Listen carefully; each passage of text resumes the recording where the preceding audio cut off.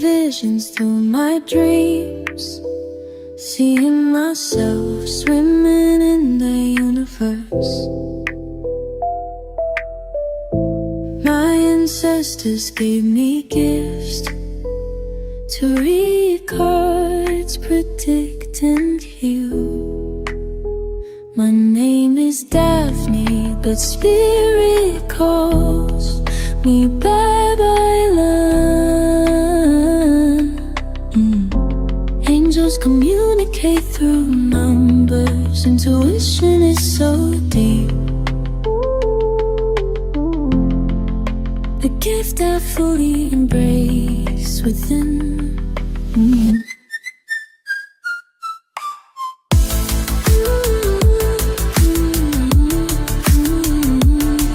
Hi everyone! Welcome po sa inyong almost personal reading. So tignan natin yung mga nangyayari sa paligid, no? I want you to know that this is a general reading.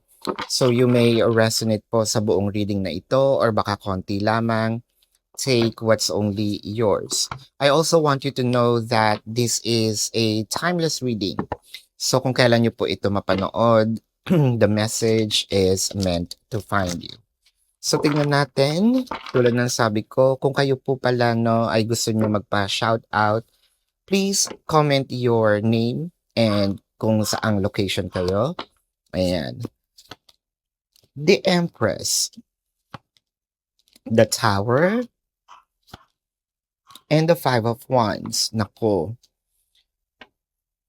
Parang nakakarinig tayo ngayon dito kay person ng somewhat, no, panlalait. Panlalait, more of we are being attacked physically.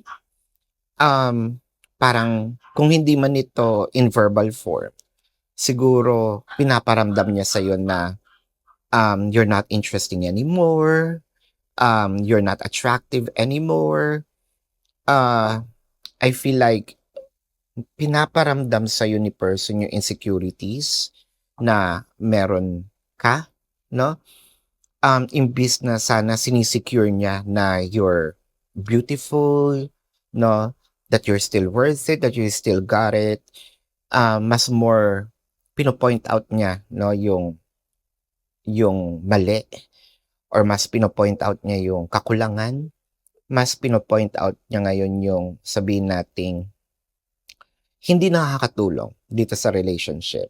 Siguro nakakakita din tayo dito na you are being placed in a third-party situation with the Five of Wands, no? You might be competing with someone else's energy. You might be competing with someone else, with your person's attention, no? Sa ibang tao.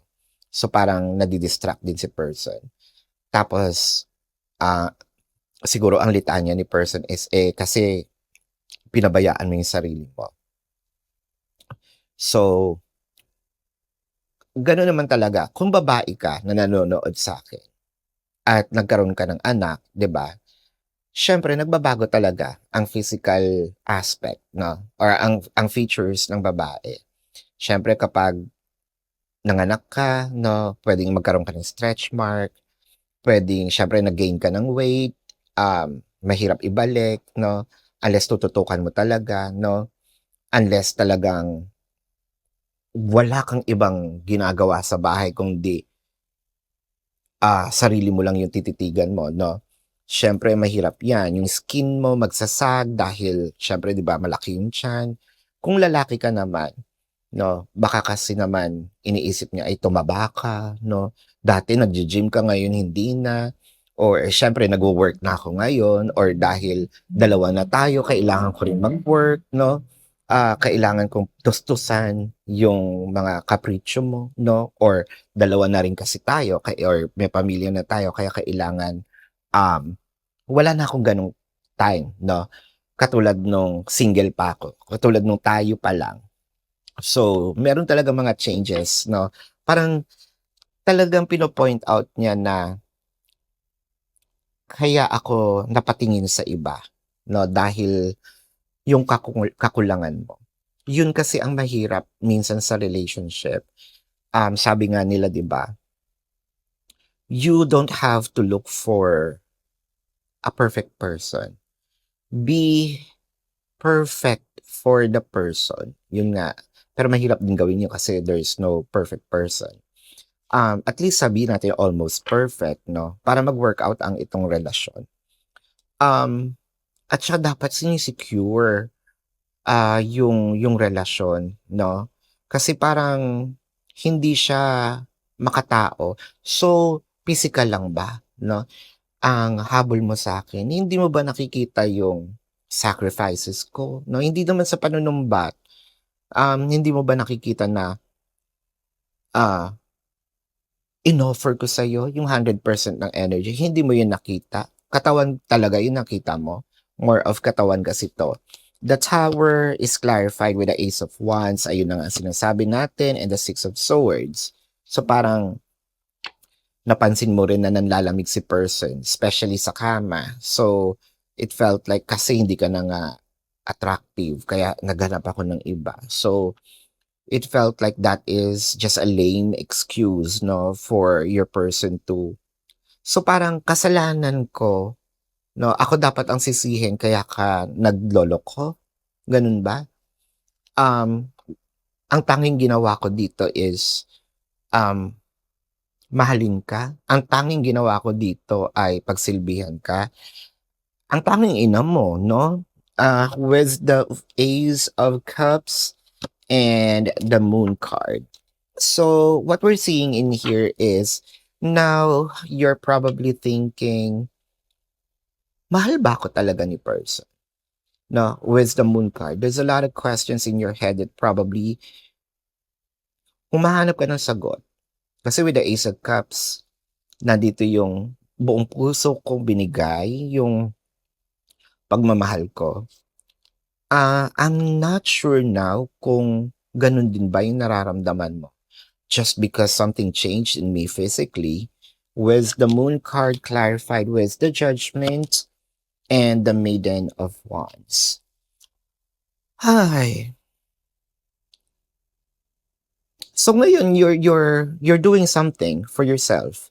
Siguro you're trying to bring back, no, the old you. You're trying to bring back the juices. With the Maiden of Wands, you're probably seeking out for whatever it is. Let's say exercises, diet, pwedeng nagkikito ka ngayon.